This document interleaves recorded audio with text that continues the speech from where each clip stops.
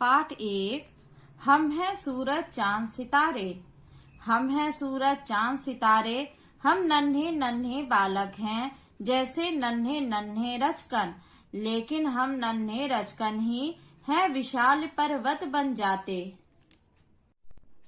इस कविता में कवि ने बच्चों को संबोधित करते हुए बच्चों को प्रकृति के साथ जोड़ते हुए कहा है कि हम बच्चे सूरज चांद सितारों की तरह हैं। हम छोटे छोटे बच्चे रचकन के समान हैं। रचकन अर्थात धूल के कण के समान हैं, पर हम ये धूल के कण अगर जो एक साथ हो जाते हैं तो एक बड़ा पर्वत बन जाते हैं। है हम बच्चों की दुनिया ही एक अजीब गरीब निराली। हम सूरत मूरत मंदिर की, हर सूरत है भोली भाली। हम बच्चों की दुनिया सबसे अलग है, अनोखी है, निराली है। हमें किसी बात की कोई चिंता नहीं है। हम बेफिक्र होकर खेलते कूदते हैं। हमें ना पैसे कमाने की चिंता है, ना घर चलाने की चिंता है। हम अपनी मस्ती में ही अपने दोस्तों के साथ खेलते कूदते हैं और आराम से जीवन व्यतीत करते हैं। हम मंदिर की मूर्ति के समान है। हमारी सूरत मंदिर के मूर्ति के समान भोली भाली है। हम बच्चे न केवल दिखने में मासूम होते हैं, बल्कि हम बच्चों का मन भी सच्चा होता है। यहाँ न कोई भेद रंग का, सबके सब हम एक रंग हैं। पूरब पश्चिम उत्तर दक्षिण सभी दिशाएं एक संग हैं। यहाँ पर काले गोरे का कोई भेदभाव नहीं है।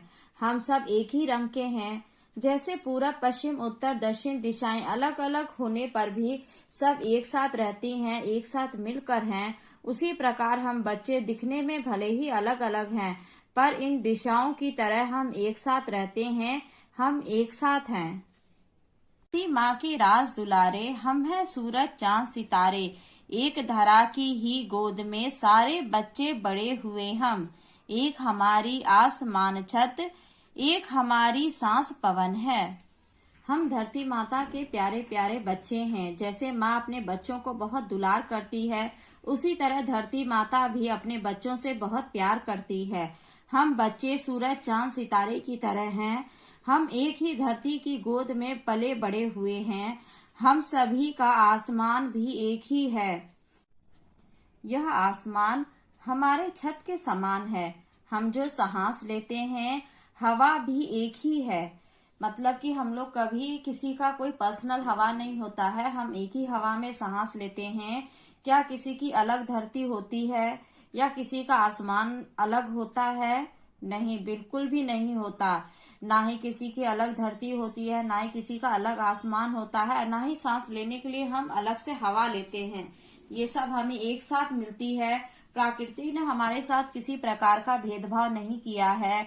उन्होंने हमें एक जैसा छत दिया है, एक जैसे आसमान को दिया है, एक ही जो है सांस लेने की हवा दी है, और धरती भी हमें एक ही दिया है जिस पर हम पले बड़े हुए हैं।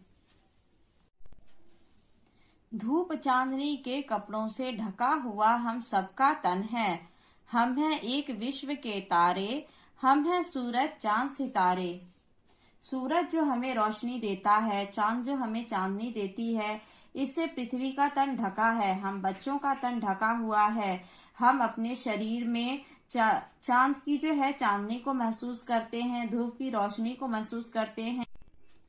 ये सूरज चांद सितारे सभी को अपनी रोशनी देते हैं। ये किसी में अंतर नहीं करते। हम इस दुनिया के सूरज चांद सितारे हैं। जिस प्रकार आसमान को सूरज चांद सितारों ने अपनी रोशनी से जगमगा दिया है, उसी प्रकार हम भी पढ़ लिख कर अपने देश का नाम रोशन करेंगे।